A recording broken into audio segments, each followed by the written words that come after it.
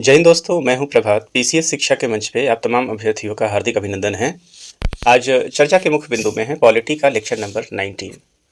इससे पहले हमने 18 लेक्चर को कवर कर लिया है और इसके अंतर्गत हमने 18वें लेक्चर से फंडामेंटल राइट को प्रारंभ किया है। फंडामेंटल राइट के कॉन्सेप्ट को पिछले लेक्चर में हमने कवर किया था और अब यहाँ से हम उसके विभिन्न अनुच्छेदों के ऊपर चर्चा करने वाले हैं। तो यदि आपने इसके पहले 18 लेक्चर को नहीं देखा है तो निश्चित रूप से आप प्लेलिस्ट में जाके उन सभी लेक्चर्स को देख लें ताकि एक कंटिन्यूटी बनी रहे। साथ ही साथ यदि आपने चैनल को सब्सक्राइब नहीं किया है तो चैनल को भी सब्सक्राइब कर लें ताकि आपको टाइमली नोटिफिकेशन मिलता रहे और आप इस चैनल से लगातार जुड़े रहें। तो चलिए आइए शुरू करते हैं हम अपने इस पॉलिटी के 19 लेक्चर को और इसके अंतर्गत हम लोग आर्टिकल नंबर 12 और आर्टिकल नंबर 13 के बारे में अध्ययन करेंगे। चलिए तो समय नहीं गंवाते हुए अपने लेक्चर की तरफ चलते हैं और आखिर में हम लोग इस टॉपिक से आधारित विभिन्न पीवाईक्यू को देखेंगे जो कि सबसे ज़्यादा इंपॉर्टेंट है। ये पीवाईक्यू अभी तक जितने भी पीसीएस लेवल के एग्जामिनेशन हुए हैं उससे संबंधित सारे प्रश्न हैं। आइए चलते समझते हैं। इससे पहले हमने जब फंडामेंटल राइट्स को देखा है तो इसके बारे में कुछ तथ्य को आपको फिर से एक बार याद करा दें।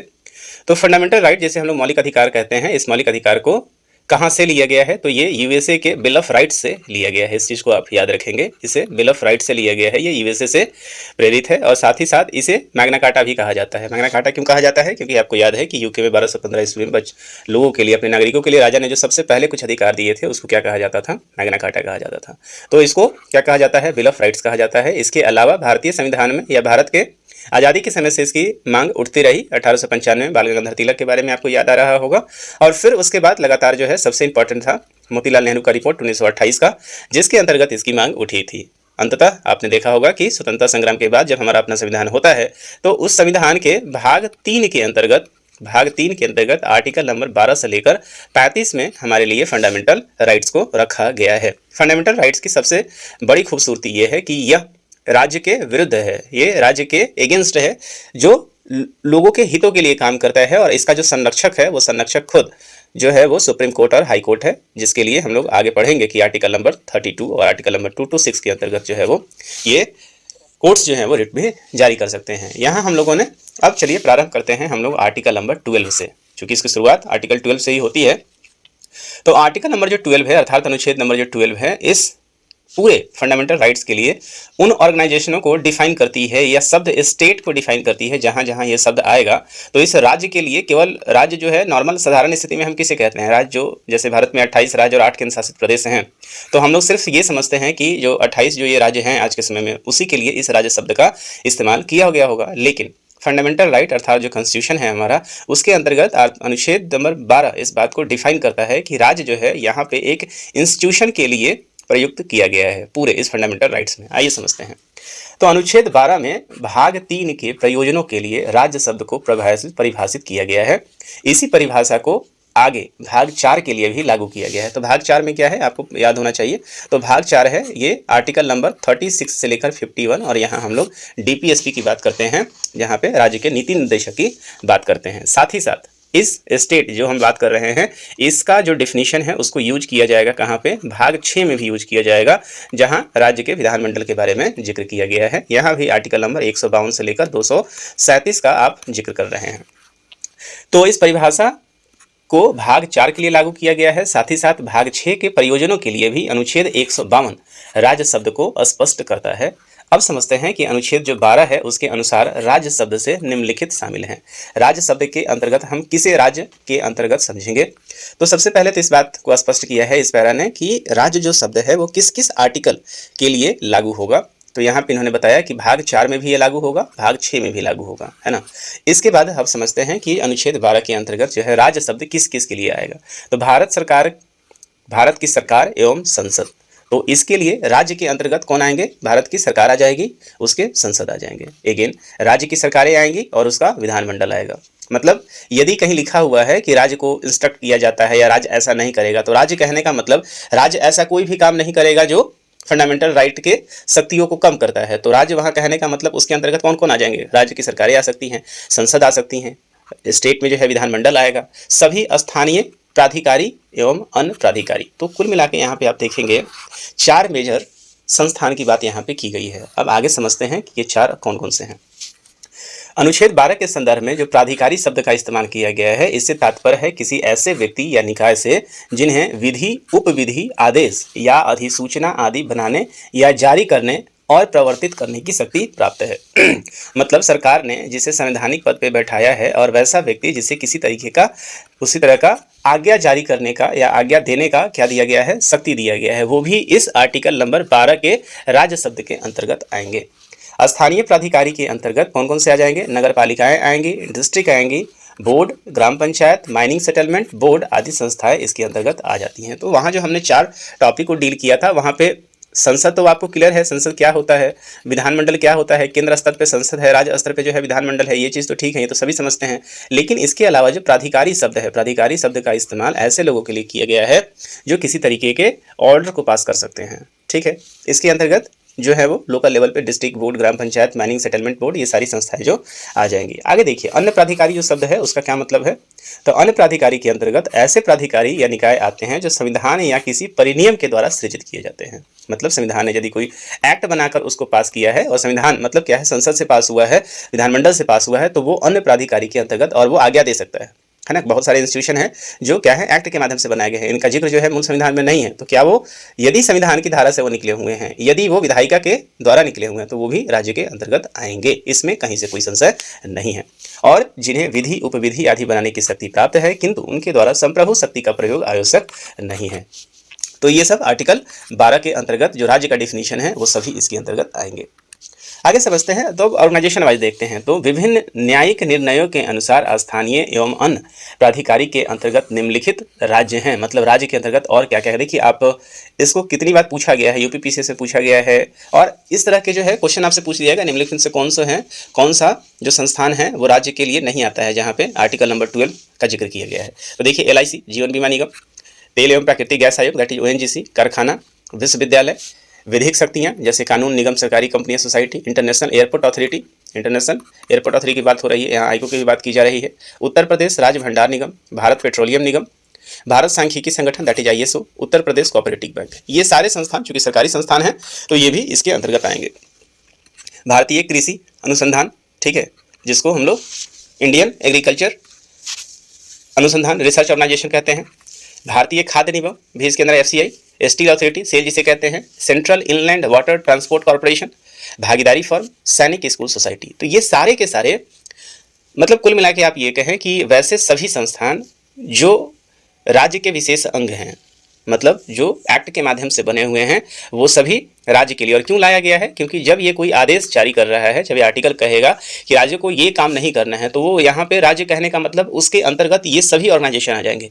केवल राज्य कहने का मतलब सरकार नहीं आएगा, राज्य कहने का मतलब केंद्र नहीं आएगा, राज्य कहने का मतलब केवल जो राज्य हैं वो नहीं आएगा, राज्य कहने का मतलब यहाँ पे वो सारे ऑर्गेनाइजेशन भी आएंगे। उसके लिए भी ये एक आज्ञा पत्र की तरह काम करेगा। आगे देखते हैं, तो यहाँ पे राज्य की परिभाषा के अंतर्गत आप देखें, बालक सहायता समूह, सरकारी सहायता समूह, राष्ट्रपति। सबसे इंपॉर्टेंट बात यह है कि जब राष्ट्रपति अनुच्छेद नंबर 359 के अंतर्गत जब आदेश जारी करते हैं तो भी ये राज्य के उसके अंदर आएंगे। मुख्य न्यायाधीश भी आएंगे, रेलवे बोर्ड है, दिल्ली विकास प्राधिकरण, बैंक सरकारी, BSNL एंड संघ लोक सेवा आयोग दैट इज UPSC, वो भी इससे बाहर नहीं है।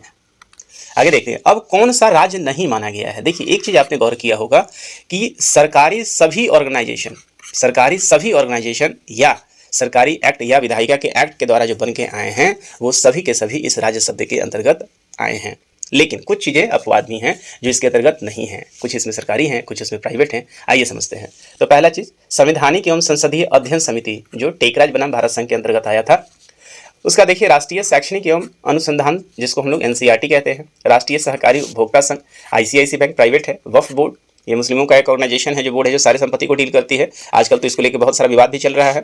Council of scientific and industrial research CSIR, हालांकि ये गवर्नमेंट है लेकिन ये इसके अंदर नहीं आता है। State council of education research and training, board of BCCI जो भारत के क्रिकेट को डील करता है, निजी महाविद्यालय मतलब प्राइवेट कॉलेजेज, न्यायालय। सबसे इंपॉर्टेंट देखिए, ये जो टॉपिक है कई बार पूछा जा चुका है, तो जो न्यायालय है उस न्यायालय जो है वो इसके अंतर्गत नहीं आता है। इस चीज़ को आप याद रखेंगे, क्वेश्चन आपसे पूछा जाएगा कौन सा राज्य डिफिनेशन के अंतर्गत नहीं आता है, तो याद रखेंगे न्यायालय इसके अंतर्गत नहीं आता है। आगे देखिए, निम्न को राज्य नहीं माना गया है, तो इस चीज़ को न्यायालय हम लोगों ने इस चीज़ को अब देख लिया है। चलिए, तो यहाँ पे हम लोग आर्टिकल नंबर 12 को समाप्त कर लिए हैं। 12 में क्या बताया गया, एक बार मोटा मोटी जिस्ट समझ लीजिए कि यहाँ पे राज्य शब्द को परिभाषित किया गया है। यहाँ पे ये बताया गया है कि जब जब ये आर्टिकल राज्य शब्द कहेगा और उसे कोई आज्ञा देगा तो उसके अंतर्गत राज्य कहने का मतलब वो कौन कौन से ऑर्गेनाइजेशन हैं जिसके लिए राज्य शब्द का प्रयोग किया गया है और किस पे ये लागू नहीं होता है।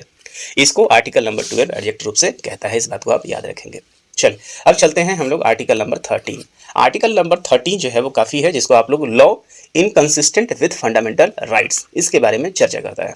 और ये कुल मिला के क्या है, इसके बारे में आइए समझते हैं। तो मूल अधिकारियों से असंगत विधियां हैं, कौन कौन से हैं। तो अनुच्छेद नंबर जो 13 है, देखिए ऐसे आप देखेंगे फंडामेंटल राइट को देखेंगे तो आप देखेंगे समता का अधिकार जो है वो, जो 6 तरह का अधिकार हमने जिक्र किया है, वो आर्टिकल नंबर 14 से शुरू होता है, जो 14 से 18 है, फिर 19 से 25 से 25 से 28 है। लेकिन फिर 12 और 13 क्या है, तो 12 में राज्य को परिभाषित किया गया है और 13 नंबर जो है वो कौन से वो असंगत विधियां हैं उसके बारे में बताता है। मतलब ये कह रहा है कि यदि कोई भी, जहाँ पे राज्य शब्द का इस्तेमाल किया गया, कि ये राज्य जो है, ये यदि कोई भी ऐसी विधियां बनाती हैं जो फंडामेंटल राइट का क्या करती है, वायलेशन करती हैं, तो वो शुरुआती दौर से ही क्या मानी जाएंगी, विधि शून्य मानी जाएंगी। इसके बारे में ये शक्ति देता है संविधान। ये बताता है कि वो सारे लॉ जो है वो अपने आप नल एंड वॉइड हो जाएंगे। तो मूल अधिकारों की सुरक्षा, जो 13 है, मूल अधिकारों का सुरक्षा कवच है। क्वेश्चन पूछा जाता है कि कौन सा आर्टिकल को, किस आर्टिकल को मूल अधिकार का सुरक्षा कवच कहा जाता है, तो सही हो जाएगा आर्टिकल नंबर 13। इसके द्वारा न्यायालय को मूल अधिकारों का सजग प्रहरी बनाया गया है। इसके तहत न्यायालय ऐसे किसी भी विधि को शून्य साबित कर सकता है जो मूल अधिकारों से असंगत है। बहुत बहुत इंपॉर्टेंट ये फैक्ट है, नोट कीजिएगा, और यहाँ से क्वेश्चन मैक्सिमम पूछा जाता है। न्यायालय की यह शक्ति न्यायिक पुनर्विलोकन की शक्ति कहलाती है। मतलब इसको रिव्यू कर सकती है न्यायालय। आप जा सकते हैं, इसलिए इसी आधार पे न्यायालय रेट जारी कर देती है और न्यायालय में आप जा सकते हैं, बता सकते हैं कि ये जो कानून है ये हमारे फंडामेंटल राइट का वायलेशन करती है। यदि ये पाया जाता है कि हाँ ये चीज़ें हैं, तो आर्टिकल नंबर 13 के अंतर्गत वो ऑटोमेटिकली वो सारा कानून वो क्या हो जाएगा, वो शक्ति विहीन हो जाएगा, नल एंड वॉइड हो जाएगा। प्रोफेसर कार्बिन के अनुसार न्यायिक पुनर्विलोकन की शक्ति न्यायालयों की वह शक्ति है जिसके अंतर्गत वो विधानमंडल द्वारा पारित अधिनियमों की संवैधानिकता की जांच करता है। मतलब संसद हो या विधानमंडल हो राज्य स्तर पे, वो ऐसा कोई भी लॉ पास नहीं करेंगे, वो ऐसा कानून पास नहीं करेंगे जो फंडामेंटल राइट्स को न्यून करता हो, कम करता हो या शून्य करता हो। ऐसे सारे जो नियम हैं वो अपने आप न्यायिक जुडिशरी रिव्यू के अंतर्गत आते हैं और वो अपने आप ही जो शक्ति विहीन हो जाएंगे। आर्टिकल नंबर 30 उसे अपने आप ही रद्द करने का आदेश देता है। चलिए आगे देखते हैं। और चूंकि भारत में जो है शक्ति का जो सबसे बड़ा स्रोत है कौन सा है, वो आप जनता है और संविधान उसके लिए लिखी गई है, तो ऑटोमेटिकली ये उस पर लागू होगा। भारतीय संविधान के अंतर्गत न्यायिक पुनर्विलोकन का सिद्धांत कहाँ से लिया गया है, तो अमेरिका दैट इज यूएसए के संविधान से लिया गया है। हमने पहले ही चर्चा किया है, जो हमारा ये पूरा का पूरा फंडामेंटल राइट है वो यूएसए के बिल ऑफ राइट्स से लिया गया है। इस बात को याद रखेंगे। न्यायिक पुनर्विलोकन की शक्ति उच्चतम न्यायालय, मतलब न्यायिक पुनर्विलोकन किस आर्टिकल के अंदर, तो जो सुप्रीम कोर्ट है वो आर्टिकल नंबर 32 तथा जो हाई कोर्ट है वो article number 226। Most important article, ये आप याद रखेंगे। ये क्वेश्चन कमोबेश हर जगह पूछा ही जाता है। तो उच्चतम न्यायालय आर्टिकल नंबर 32 और हाई कोर्ट आर्टिकल नंबर 26 को प्रदान की गई है। अनुच्छेद 13(1), अब इसमें क्या है कि अनुच्छेद 13 के अंतर्गत 4 तरह के चीज़ों को अभी तक 4 बार इसमें अमेंडमेंट भी देखने को मिला है। इसके अंतर्गत 4 बार चीज़ों को जोड़ा भी गया है। पहले देखते हैं क्या क्या चीज़ें हैं। तो 13(1) कहता है कि संविधान के पूर्व विधियों तथा अनुच्छेद 2 जो कहता है संविधान के पश्चात विधियों के बारे में। आइए समझते हैं। तो संविधान पूर्व विधियां क्या है, that is pre constitutional law. मतलब संविधान बनने के पूर्व यदि कोई ऐसा कानून बनाया गया है जो फंडामेंटल राइट का वायलेशन करता है, तो 13(1) के अनुसार वो सभी कानून जो है अपने आप निरस्त कर दिए जाएंगे, मतलब वो लागू नहीं होगा। तो 13(1) कहता है इन अनुसार संविधान के लागू होने के ठीक पूर्व कि भारत में प्रवृत्त ऐसी सभी विधियां जो भाग 3 के उपबंधों से असंगत हैं वो क्या हो जाएंगी, शून्य हो जाएंगी। मतलब आप किसी भी केस में फंडामेंटल राइट का वायलेशन नहीं कर सकते हैं, चाहे वो हमारे संविधान बनने के पहले हो या संविधान बनने के बाद में हो। तो 13(1) जो है वो प्री कॉन्स्टिट्यूशनल लॉ के बारे में बताता है। अनुच्छेद 3(1) और क्या कहती है, यह भूतलक्षी नहीं है, अतः कोई भी संविधान पूर्व विधि प्रारंभत शून्य नहीं होगा। कह रहा है कि कोई भी संविधान पूर्व विधि प्रारंभत शून्य नहीं है। संविधान पूर्व विधि जो भाग 3 से असंगत है, संविधान के लागू होने पर प्रभावहीन हो जाती है। मतलब ऐसा आपने कोई भी कानून बनाया है संविधान के पहले, तो ऐसा नहीं कि संविधान बनने से पहले बना है तो चलता रहेगा। संविधान बनने के बाद वो उसके ऊपर लागू हो जाएगा और क्या हो जाएगा, प्रभावहीन हो जाएगा। किंतु अतीतकालीन समव्यवहारों के लिए यह विधि अस्तित्व में होती है। इसे आच्छादन का सिद्धांत that is called doctrine of Eclipse कहते हैं। जिसके अनुसार मूल अधिकारों से असंगत संविधान पूर्व विधियां संविधान के लागू होने पर मूल अधिकारों से आच्छादित हो जाती हैं और सुसुप्त अवस्था में चली जाती हैं। मतलब कोई एक बड़ा है, जैसे सन रे, जब बड़ा मतलब जब सन रे का आंदा है तो छोटे छोटे लाइट कैसे हो जाते हैं, उसके अंदर क्या है, समाहित हो जाते हैं, मतलब उसका कोई वैल्यू नहीं रहता है। ठीक उसी तरीके से बड़ा पावर वाला संविधान है और उसके अंतर्गत यदि छोटे छोटे कुछ ऐसे चीज हैं जो इस चीजों को वैल्यूएट कर रहे हैं तो वो अपने आप इसके द्वारा समाप्त कर दिए जाएंगे। ये कुल मिला के ये कहता है कि फंडामेंटल राइट्स के जैसे ही आते हैं तो वो सारी विधियां जो है अपने आप क्या हो जाएगी, न्यून हो जाएंगी। भीखाजी बनाम मध्य प्रदेश राज्य के बाद उच्चतम न्यायालय ने आच्छादन का सिद्धांत प्रतिपादित किया था। इसे देखिए 2005 में पूछा गया है। इसे ग्रहण का सिद्धांत भी कहा जाता है और आच्छादन का सिद्धांत संविधान के पूर्व तथा संविधान पश्चात दोनों प्रकार की विधियों पर लागू होता है। आगे समझते हैं, आर्टिकल नंबर 13 में ही इसे कंटिन्यू करते हैं कि भारत में कोई भी व्यक्ति स्वयं की इच्छा से मूल अधिकारों का त्याग नहीं कर सकता है। बहुत बहुत इंपॉर्टेंट ये फैक्ट है। यदि आप चाहें तो क्वेश्चन उठ सकता है कि क्या संविधान, हमारे संविधान के अंदर कोई भी व्यक्ति चाहे कि जिस तरह से नागरिकता का त्याग कर दिया जाता है, क्या फंडामेंटल राइट्स का भी त्याग कर दिया जा सकता है क्या? इसके ऊपर संसद जब संविधान सभा बैठी थी तो काफ़ी बहस भी हुआ था।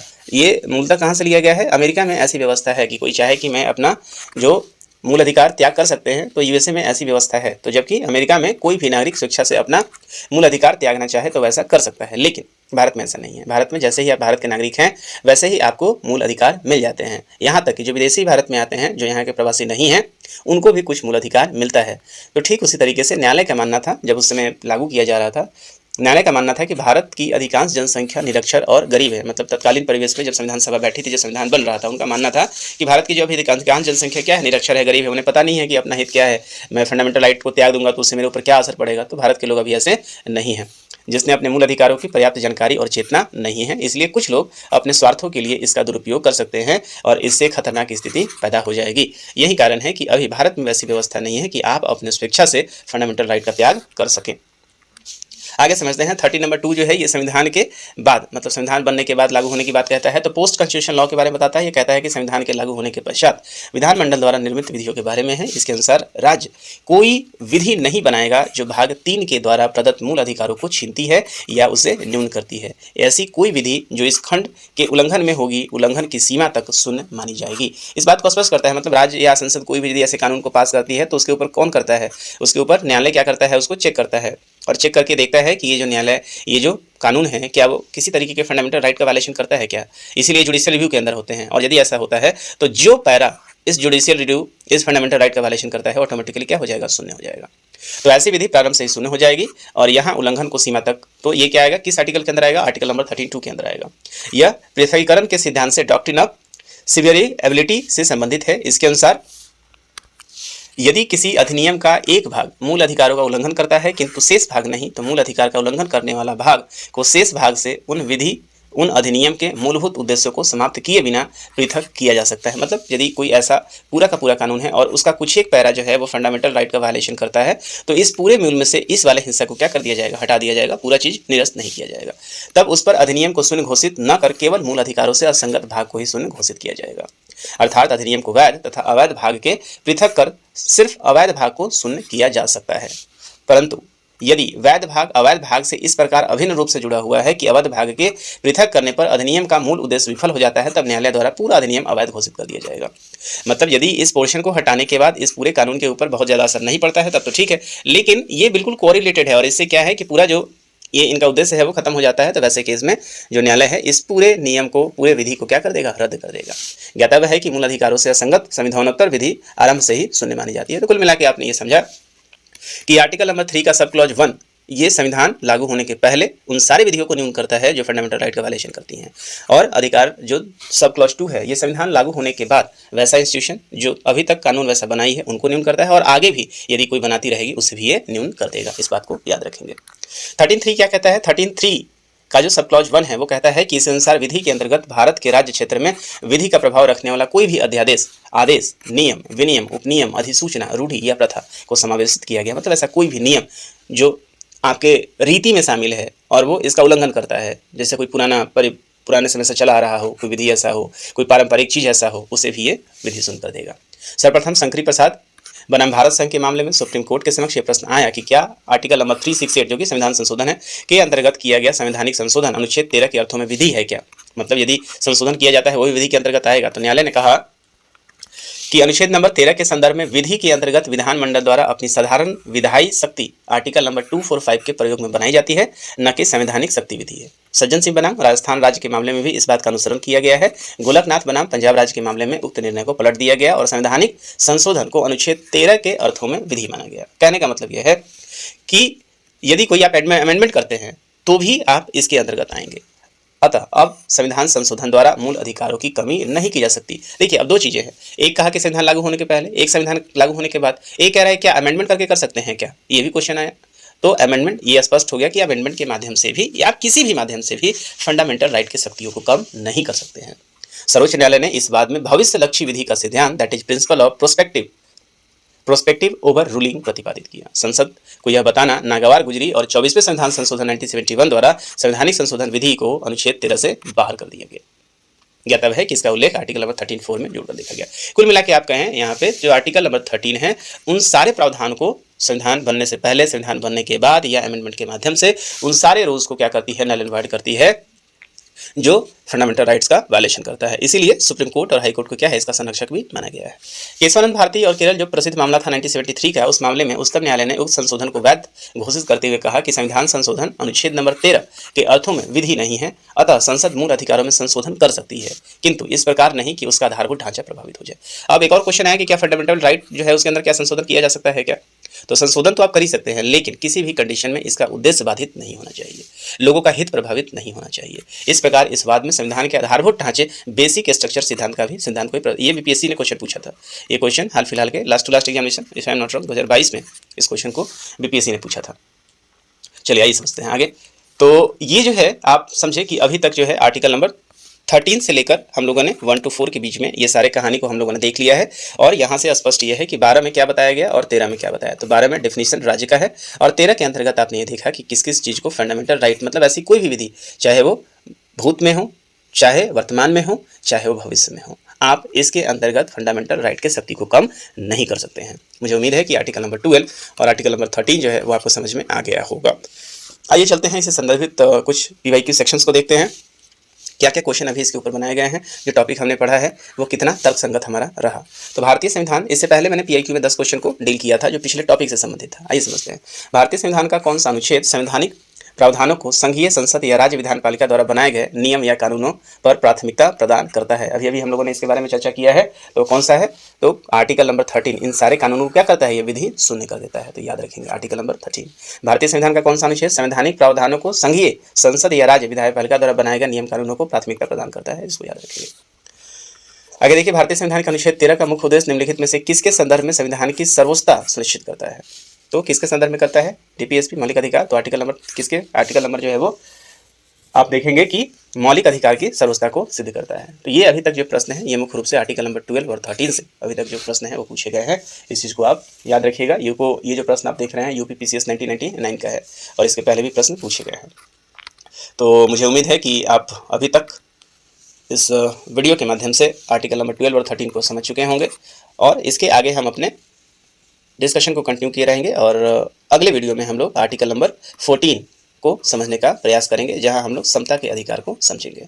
तो मुझे उम्मीद है कि इस आर्टिकल के माध्यम से, इस वीडियो के माध्यम से आप जो अपने पॉलिटी है उसको रिवाइज कर पा रहे होंगे, या यदि बिगिनर हैं तो आप इसको समझ पा रहे होंगे।